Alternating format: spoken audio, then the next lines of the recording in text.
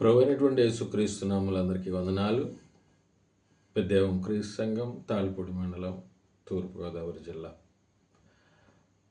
దేవుని నమ్ముకున్నటువంటి విశ్వాసులైనటువంటి మనము ఆత్మ సంబంధమైనటువంటి వారం అనేటువంటి విషయం పరిశుద్ధ గ్రంథం మనకు తెలియపరుస్తూ ఉంది. మరి ఆత్మ సంబంధమైనటువంటి మనము శరీర సంబంధమైనటువంటి విషయాల్లో ఆలోచన చేసినప్పుడు మనము దేవుడి నుంచి తప్పిపోయేటువంటి ప్రమాదం ఉందనేటువంటి విషయం పరిశుద్ధ గ్రంథం తెలియపరుస్తుంది. ఒక్కొక్కసారి ఆ భయం మనకి వచ్చినప్పుడు శత్రువులకు లోనైపోయేటువంటి ప్రమాదం ఉంది. ఆ శత్రువుని గొప్పగా ఆలోచించేటువంటి ప్రమాదం కూడా ఉంది. అంటే మనకు దేవుని మీదటువంటి విశ్వాసం తగ్గిపోయేటువంటి ప్రమాదం కూడా ఉంది అనేటువంటి విషయాన్ని పరిశుద్ధ గ్రంథం తెలియపరుస్తూ ఉంది.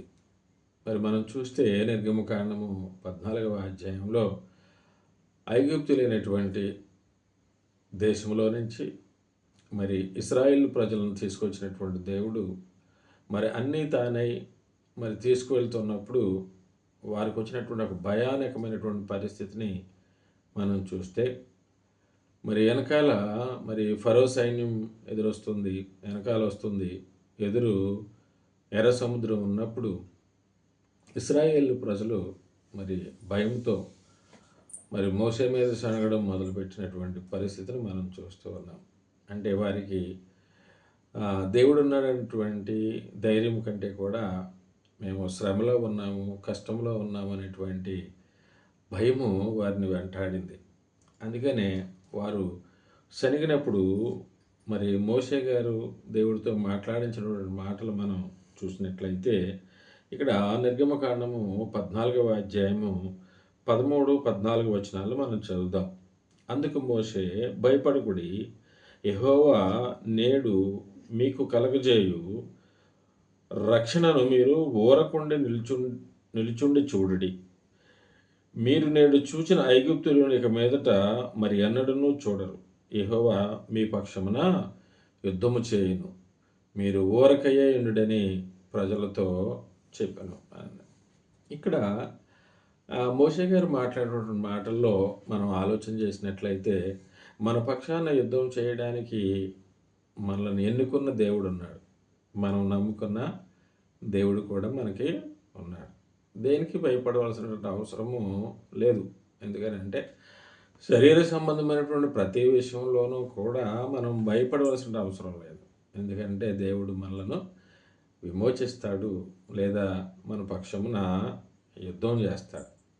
మనం రోమీయులకు రాసినటువంటి పత్రిక 12వ అధ్యాయంలో మరి అపోస్తలుడైనటువంటి పౌలు గారు మాట్లాడినటువంటి ఒక వాక్యాన్ని మనం చదివితే మనకి ఇక్కడ అర్థమవుతుంది.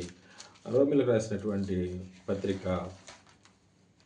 12వ అధ్యాయాన్ని మనం ఒకసారి చూద్దాం. 12వ అధ్యాయము 19వ వచనాన్ని మనం చదువుదాం. ప్రియులారా, మీకు మీరే పగ తీర్చుకొనక దేవుని ఉగ్రతకు చోటియ్యుడి. పగ తీర్చుట నా పని, నేనే ప్రతిఫలమును ఇత్తును అని ప్రభువు చెప్పుచున్నాడని వ్రాయబడి ఉన్నది. చూసారండి, ఇక్కడ మనకి దేవుడు నేర్పినటువంటి మాట ఏంటి అని అంటే భయం అనేది మనకు రాకూడదు. ఒక్కొక్కసారి ఆ భయంతోనే ఎదుటివారు మనల్ని ఏదైనా చేస్తారనేటువంటి భయంతోనే పగ తీర్చుకున్నటువంటి ఆలోచన చేస్తారు మనుషులు.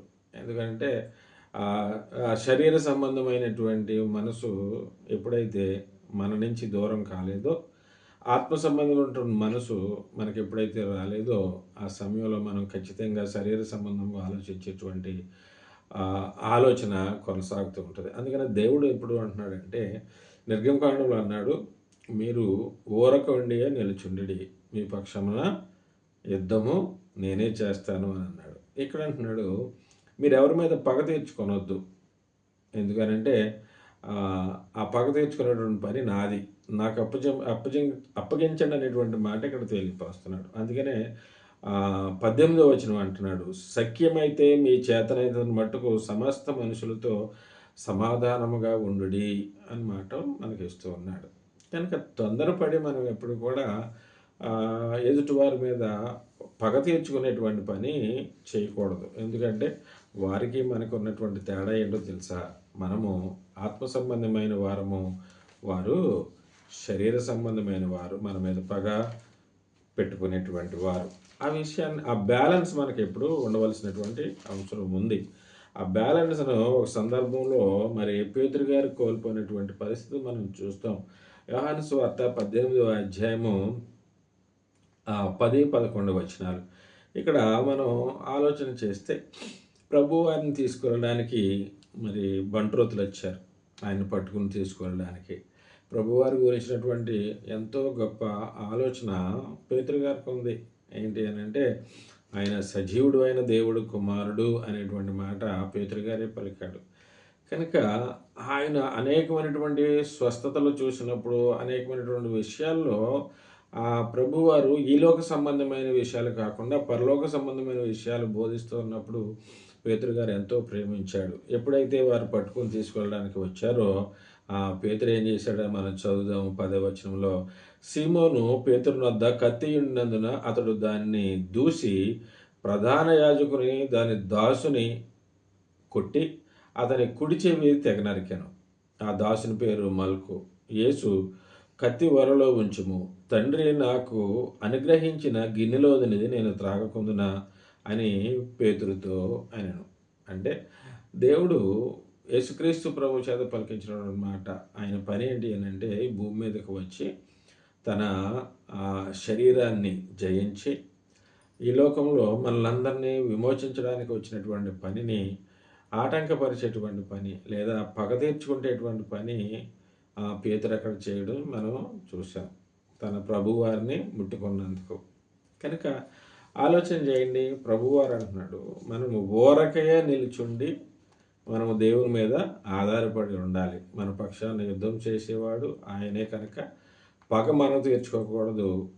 మనము ఎవరికి అప్పగించాలి అని అంటే దేవునికే అప్పగించాలి. మన పక్షాన ఆయన మన పగవారితో యుద్ధం చేస్తాడు.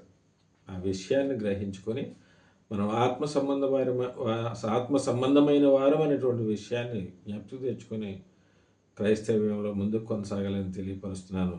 అందరికీ వందనాలు.